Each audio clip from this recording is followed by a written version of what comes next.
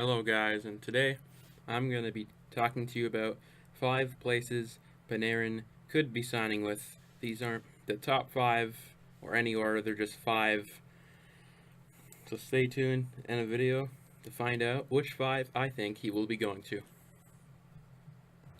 The first team I think he will be going to is the obvious, which is staying in Columbus, where I think he honestly could be staying, even though it's most likely he doesn't sign in Columbus. I honestly think that it's not that bad if he resigns in Columbus.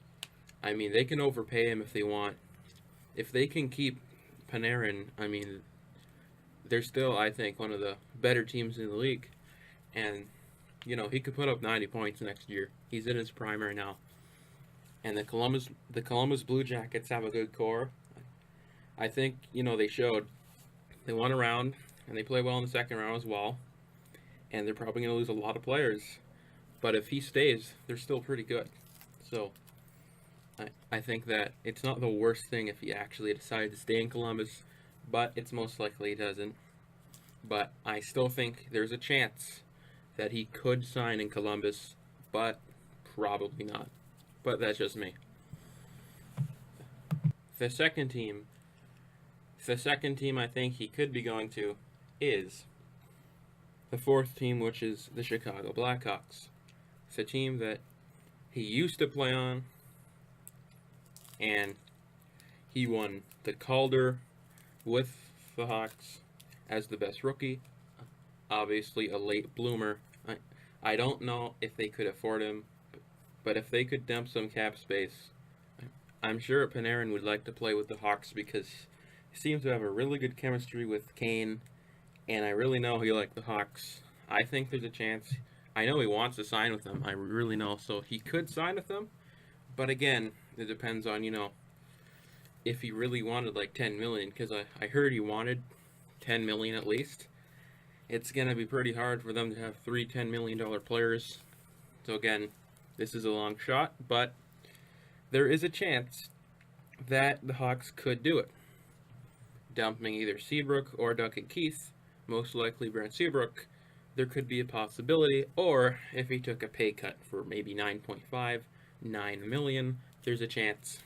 But again, it would be really strange for the Hawks to have that much cap on 3 players.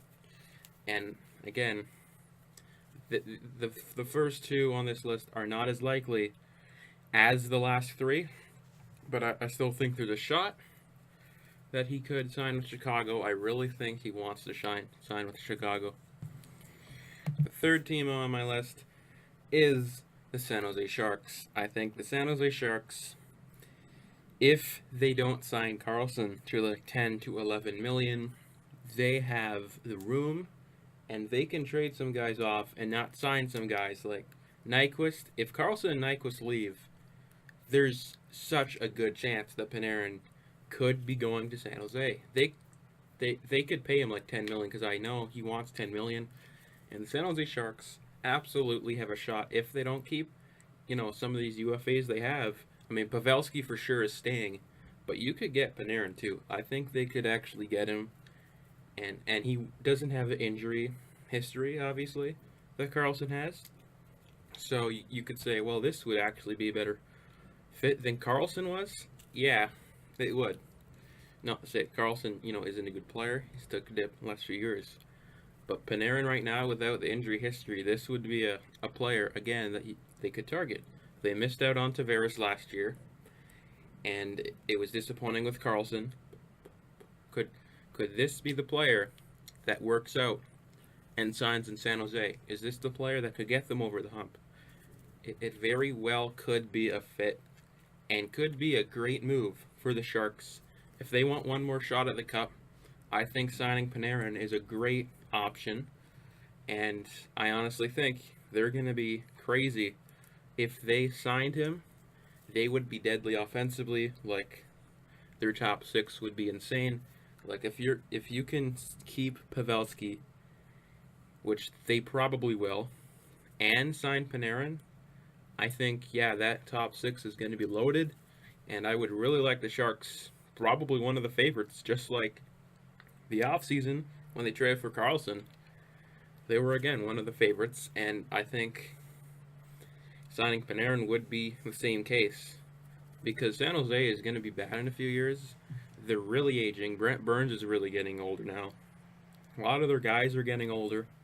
Like Logan Couture, he scored so many playoff goals, but for nothing because they never passed the hump. They've only been in the finals once with this core. I really want to see Joe Thornton win a cup, and I think this would be perfect for the San Jose Sharks. And yes, you're probably going to have to overpay him like most people, 10 million plus, but this would be a great move, I think, for the San Jose Sharks.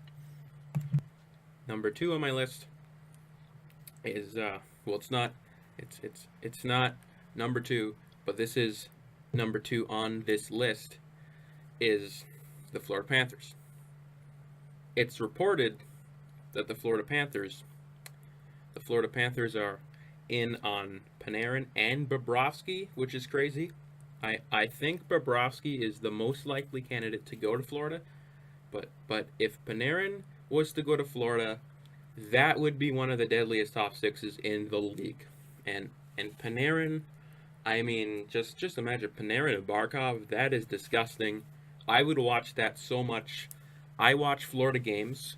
Florida is a very exciting team, but their defense and goaltending is just that's the problem for me. So Bobrovsky is more likely for me than Panarin.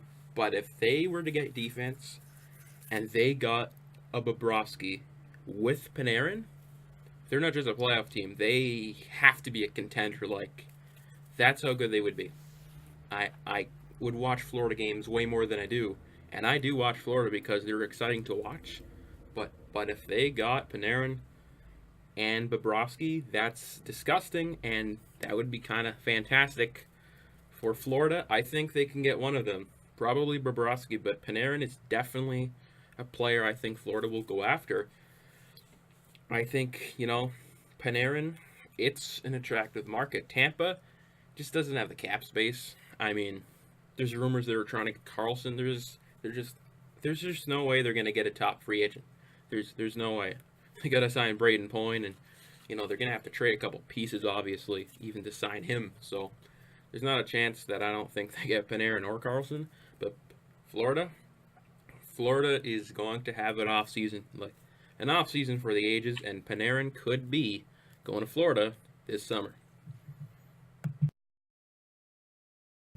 And my last team on this list, but not least, are you-know-who. In every sport, New York is always the one that gets the players. And the Rangers are no different. They are definitely going to try to get a free agent that is not a disappointment like 2 years ago where they got the hometown boy Kevin Shattenkirk. That's just an abysmal contract, and it's been a failure. But getting Panarin, if they're able to get the goaltending and have a decent defense core. I know they got Adam Fox. They have a couple of good defensemen. They could make the playoffs. Not a contender. The Rangers still wouldn't be a contender with Panarin, but I think, I've heard Panarin actually wanted to go, to a big city like New York. I've heard he is very interested in that, and I honestly would not be surprised. This is probably the top destination for many people, and it's the top rumored place he wants to go to. And I think it would be perfect for Panarin. I think he would shine there great. But again, not contender at all. Might not even make the playoffs if he signs there. But it would make the Rangers rebuild a whole hell lot faster if they were to sign Panarin. And that is my 5-team list. Not top, but, they're not in order. They're just 5 teams. New York would be my number 1, though. It would.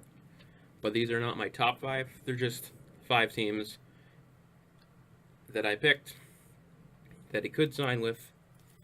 So